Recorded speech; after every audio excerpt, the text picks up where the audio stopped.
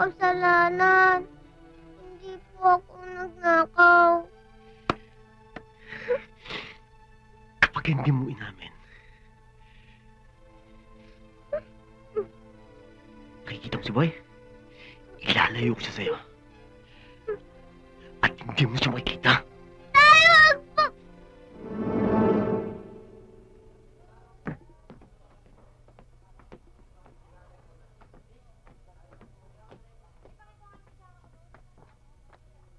Ate! Boy! Boy, mabuo ka muna dyan, ha? Teka.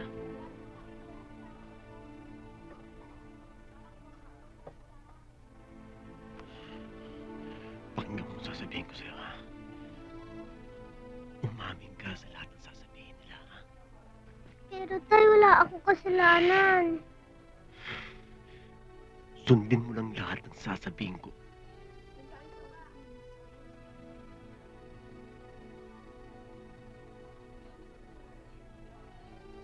Sundin mo lahat ng sasabihin ko sa'yo. Total, hindi ka makukulong dahil bata ka. Tay, wala po akong kasalanan. Hindi po ako nagnakaw. Kapag hindi mo inamin, nakikita mo si Boy? Ilalayo ko siya sa'yo. At hindi mo siya makikita. Tay, wag po! Basta, aamin ka. Tay, pwede ko po ba makausap si Boy? Nagkakaintindihan ba tayo?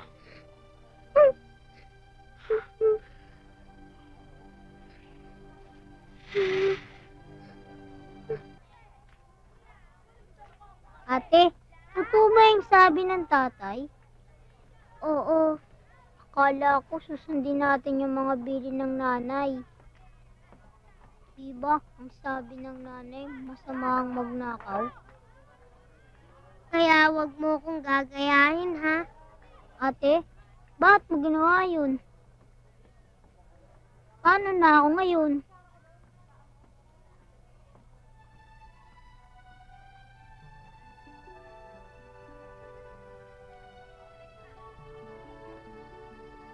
Lalabas din ako dito.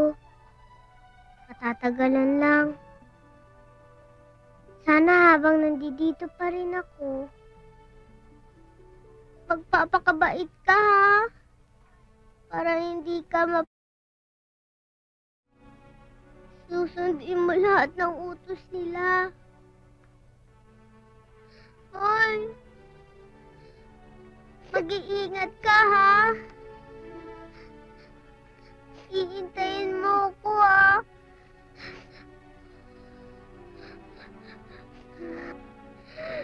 Aalagaan kita ulit, Boy.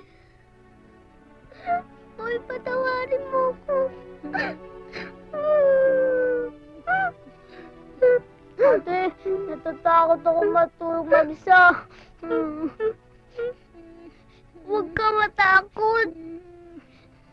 Binabantayan ka naman ni nanay, eh. Magdasal ka na lang. Ate, paano ka dito? Ate, dito na rin ako. Ayoko maghiwalay tayo. Boy, hindi pwede. Sandali lang naman ako dito, eh.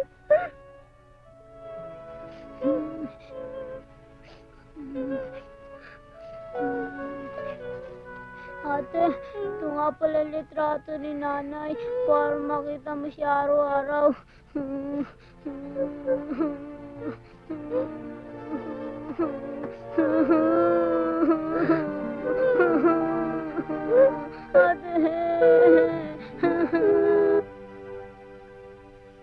Good morning po. Good morning.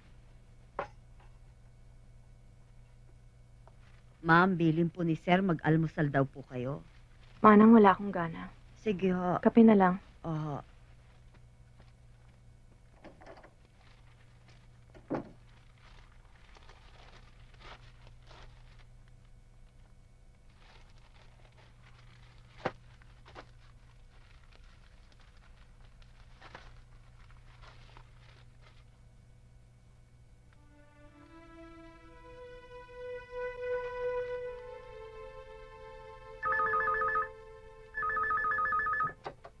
Hello, good morning. Jimenez Cayetano Law Office. Claire, si Alfredo. Ma'am, nasa meeting pa ho eh. Pasukin mo. Pakisabi naman kailangan ko siya makausap. Importante lang.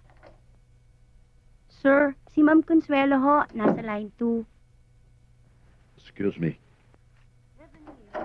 7 million? Eh, wala namang liability. Hi, honey. Alfredo, nakita mo na ba yung litrato ng bata sa front page? Yung nagnakaw ng alas na worth 3 million pesos?